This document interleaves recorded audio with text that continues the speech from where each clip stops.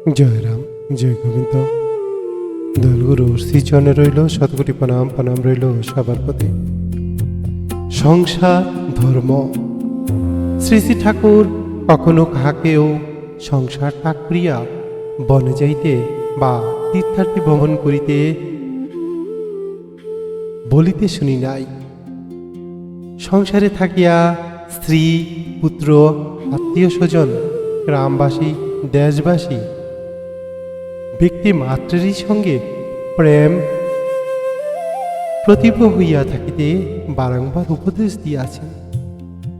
ইহাদের সেবাও ভগবত সেবা বলিয়া তিনি নির্দেশ করিয়াছেন। আত্মীয় স্বজনের প্রতি কর্তব্য পালন না করিয়া তথাকথিত ধর্মোপদেশ উদ্দেশ্যে নানা দিকে ছুটাছুটি করিয়া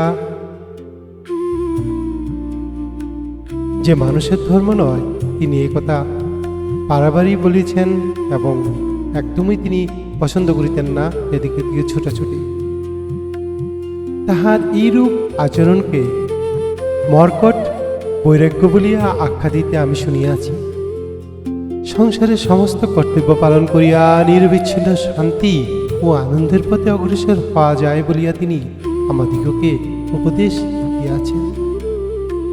তবে সাবধান করিয়া দিয়াছেন যে আমরা যেন সংসারের প্রতি অত্যধিক আসক্তি বশত ভগবানকে ভুলিয়া না যায়। তাহার প্রতি লক্ষ্য রাখিয়া সুষ্ঠুভাবে যথাসাধ্য সাংসারিক কর্তব্য পালন করিতেই আমাদের বলিয়াছেন। জয় রাম, জয় রাম, জয় রাম। সংসারের জীব তাহার জন্মগত স্বভাব বা প্রকৃতি অনুযায়ী কার্য করে, সুতরাং কাহারও কোনো দোষ নাই। এই ভাব পোষণ করিতে করিতেই তিনি উপদেশ দিয়াছেন। এই ভাব পোষণ করিতেই তিনি উপদেশ দিয়াছেন, কিন্তু তাহার বাক্য বা আচরণে কপট আচারের কি পাটোয়ারি বুদ্ধিবিশিষ্ট ব্যক্তিকে তিনি একেবারেই পছন্দ করিতেন না। তিনি পছন্দ করিতেন না বলিয়া সময় আমার মনেও হইত। বস্তুতপক্ষে তিনি সকলের প্রতি সমভাবাপন্না নিরপেক্ষ শক্তিরূপে বিরাজ করিতেন। তাহার সান্নিধ্যে যাহারা আসিত তাহাদের সকলেই সুখ শান্তি দিতে অনবরত চেষ্টা করিয়াছেন। কাহারও প্রকৃতিগত দোষ দেখাইয়া বা রূঢ়বাক্য বা ব্যবহারে কখনো মনকষ্ট দিতেন না। তাহার এই প্রকার আচরণ দ্বারা সংসারে থাকিয়া সুখ শান্তি উপভোগের এক অতি বিশিষ্ট দৃষ্টান্ত আমাদের সমক্ষে স্থাপন করিয়া দিয়াছিলেন। জয় রাম, জয় গোবিন্দ। শ্রী শ্রী ঠাকুরের দয়ালগুরুর এই অমূল্য উপদেশ সাবলী সম্বলিত বেদবাণী পত্রগুলি বিষয় বস্তুপদে যথাসাধ্য শ্রেণীবিভাগ করিয়া এবং কয়েকটি পত্রাংশ উদ্ধৃত করিয়া অন্যগুলির সংখ্যা নির্দেশ করিব। ব্যক্তিবিশেষ সাময়িক প্রয়োজন অনুসারে কোন কোন বিষয় শ্রী শ্রী ঠাকুরের উপদেশ কি তাহা বিষয়ভেদে ভিন্ন পত্র হইতে একই স্থানে সন্নিবেশিত করিয়া পাঠক পাঠিকাদের সম্মুখ হৃদয়গম করার সাহায্য করিতে প্রয়াসী হইয়াছি। বেদবাণীর পত্রগুলি এমনই ব্যাপক বিভিন্ন সমস্যার সমাধান করিয়াছে যে তার বিষয়বস্তু পেতে পৃথক না করিলে কোনো বিষয় সম্পর্কে অল্প সময়ের মধ্যে বেদবাণীর সমস্ত পত্র হইতে বাহির করা অন্তত দুঃসাধ্য বলিয়া অত্যুক্তি হয় না। এই কারণেই এরূপ শ্রেণীবিভাগ করিলাম।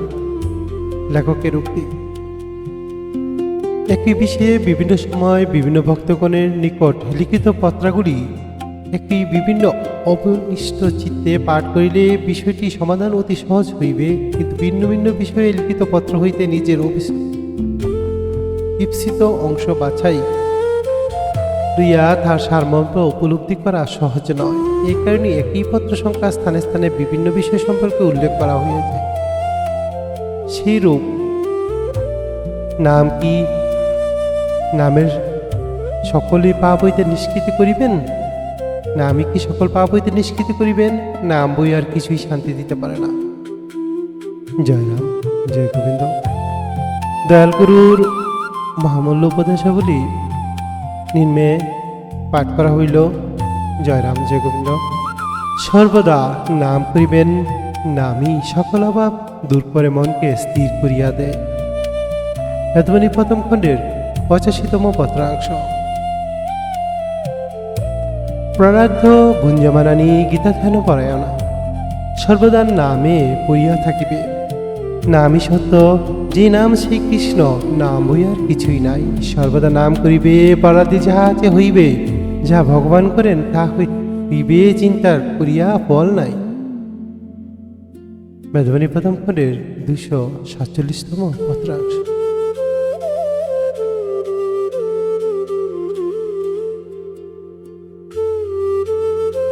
সর্বদা নাম করিবে, তাহাতে গ্রহ বৈগুণ্য মুক্ত হইবে। বেদবাণী প্রথম খণ্ডের 302তম পত্রাংশ।